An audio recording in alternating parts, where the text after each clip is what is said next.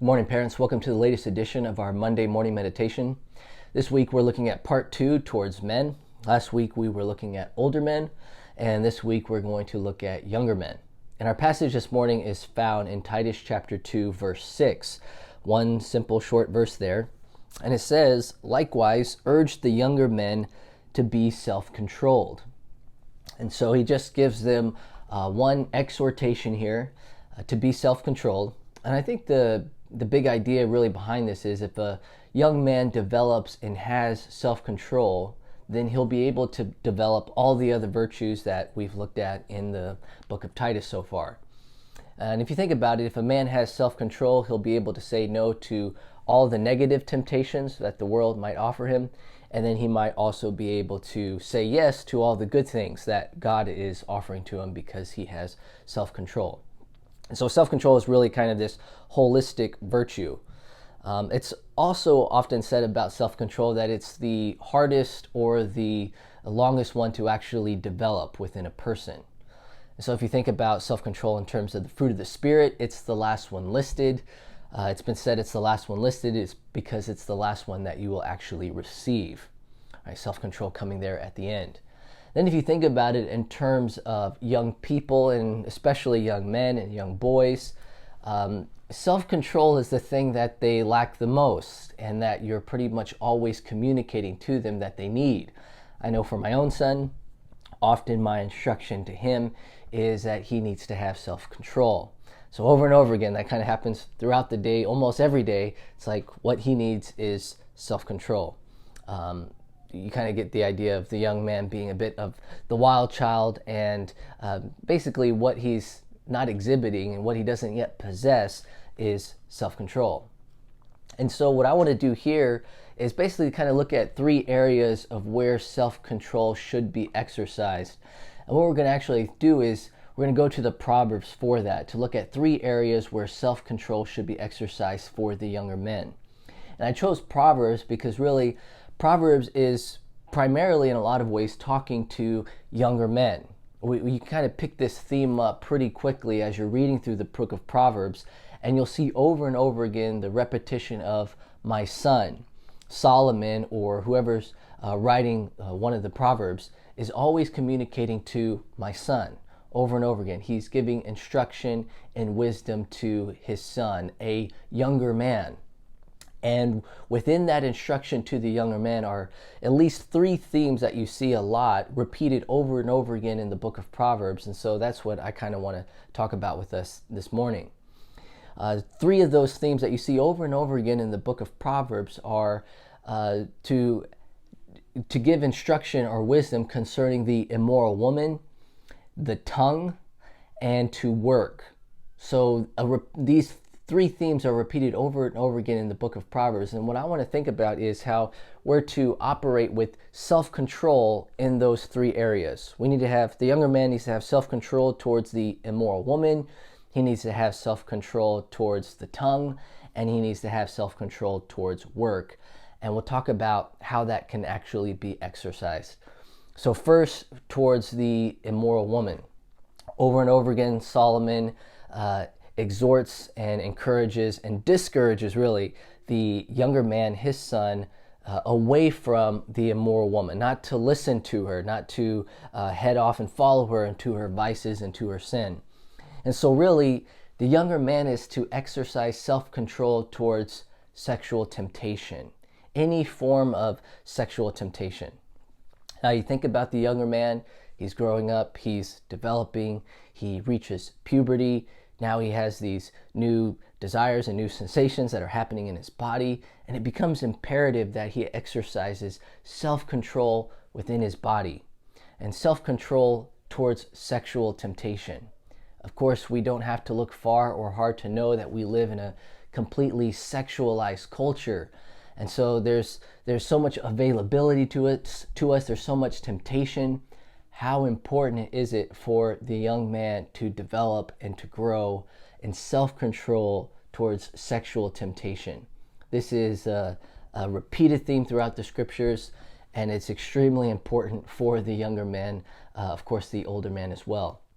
But how can this actually then be done? How can the young man develop self-control away from sexual temptation? Well, I think it's imperative, of course, to be taught, to be instructed, to be told what to stay away from, so kind of in a negative sense. But he also needs positive instruction and positive teaching. And so what the young man needs to develop is to find his pleasure, his delight, his satisfaction, all of his hopes and dreams really encompassed and found in God. Right? If he's experiencing pleasure from God, in knowing God and in loving God, if he's experiencing the love of God for him and then reciprocating that love back to God, he's going to be less likely than to run after sexual temptation and sexual desires and to head in that direction. In other words, right, his pleasure and his love, it needs to be all found in the Lord himself. And then that temptation over there is not going to be nearly as enticing for him. The young man probably won't be perfect in these areas, but the young man needs to develop and grow in his love for God and in his pleasure in God. Number 2, then, it says that he needs to exercise self-control in his tongue. Over and over again, the Proverbs are mentioning verses about the tongue. A soft answer turns away wrath. We go to the epistle of James, and he talks about if a person can control his tongue, so self-control in the tongue, then he is a perfect man. And so this instruction then is given to have self-control towards the tongue. How does he develop this?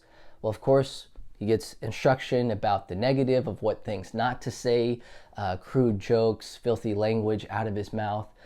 So he needs that instruction of what's inappropriate. But then once again, we need to look towards the positive, and what does his mouth need to actually be filled with? Positively, his mouth needs to be filled with praise and thanksgiving towards God. So we instruct the young man how to praise God and how to worship God, even how to sing to the Lord. The other day we were singing as a family. We try to sing at least one hymn a day with each other.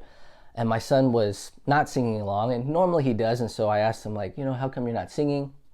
And I noticed on Sunday mornings that you don't sing there as well. Like, you'll sing here at home, but you don't always sing Sunday morning with the other kids. And he mentioned he doesn't sing because, he's kind of afraid about other people looking at him. And so then we just had to give him instruction on that. That's a pretty normal fear of people not singing because they think other people are looking at them and what are they thinking. And so we just had to give him some instruction and why it's important not to be concerned about what other people think, but that, God calls us and he commands us to sing to him. And so we want to think Godwardly. And if God's saying that we need to do this, then we need to obey him and sing unto him. And this, of course, a very valuable lesson for him as we're talking to him about this and instructing him in this. But what becomes, a bigger lesson really is if the young man develops singing to the Lord and he praises God and that he uses his mouth to thank God for the good things that he's given in his life, and he fills himself up with God talk, well then negative talk is going to be a lot less likely. It's going to become out of place in his mouth. And so he needs to be full of speech that edifies and glorifies God, and then negative speech will be out of place.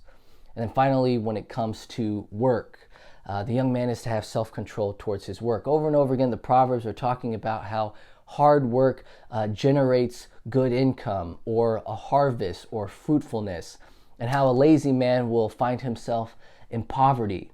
And then so a young man needs to commit himself to hard work. He needs to exercise self-control in work. Well, how does he do that? Of course, you give the instruction on the negative once again, but you also have to give the instruction towards the positive. And so he has to fill himself with good work. He has to fill himself with work that is unto the Lord, that he works for God, that really you're teaching him in everything that he does that he is to do it for the Lord. Well, whatever you do, do it heartily as unto the Lord and not unto men. And so that really his whole life becomes a work and a service unto the Lord. And as he develops and grows in that way, then laziness or slothfulness or, a lack of work is going to become, once again, out of place in this person's life. And so the younger man is given this instruction to be a self-controlled man.